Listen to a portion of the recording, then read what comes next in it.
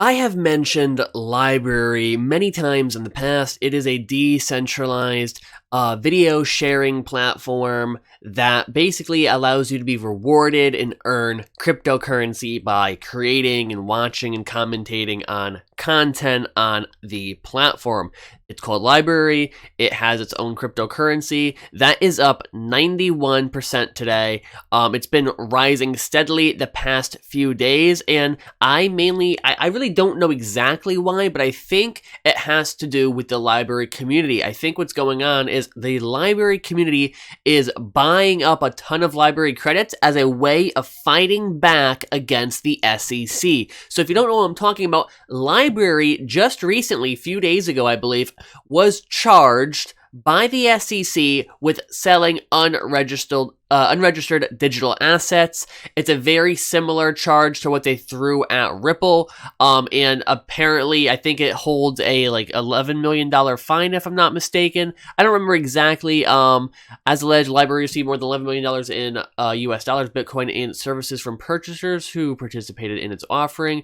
Yeah, I don't really know too much about the fine that they might be, getting slapped on them, but basically what LBRY has said is that they are going to fight it. They're going to fight it as much as they can, and I am happy they are doing so because the SEC is really getting too aggressive, okay? Now, there's been a lot of people in crypto saying we want regulation. We want more regulation. It's good for the markets. And these people, I think, have never really studied regulation because while it's true, regulation theoretically can be beneficial, it very often never is.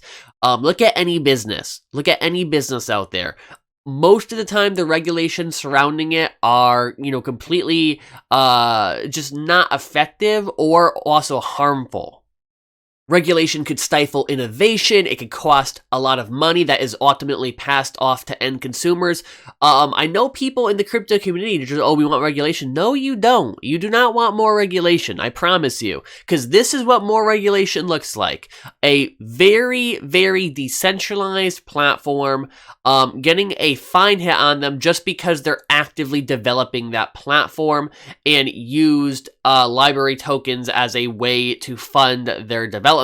This does not look like a company. Owning LBRY credits does not let you own a piece of LBRY company. I don't even think they are a company. I don't even know. But regardless, it is absolutely absurd, and this is what more regulation looks like. So if you're one of the people who in the past, yeah, we want more regulation, we want the government to get involved more, this is what that looks like, okay?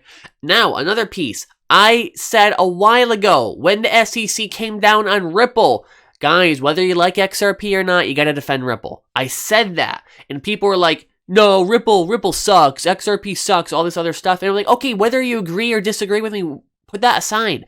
We have to defend Ripple because if they come for Ripple, they'll come for other blockchain companies next, and this is what has happened, okay? I was proven right yet again. We have to reject government interference in these markets. The whole point of being decentralized is to not have a central authority in charge of anything, okay? Now, the SEC ultimately cannot stop people from sending LBRY credits. I mean, there's nothing they can really do about that, but they are going to go after the main brain, after the company itself, and we're going to see what happens. We are going to see what happens, but ultimately, I am hoping LBRY beats this and the SEC starts to back off, that they are not going to be helping blockchain by regulating it, okay?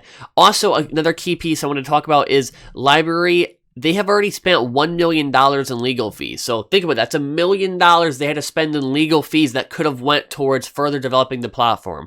Something to consider. Thanks so much for watching. I will catch you next time. Have a great day and keep on hodling.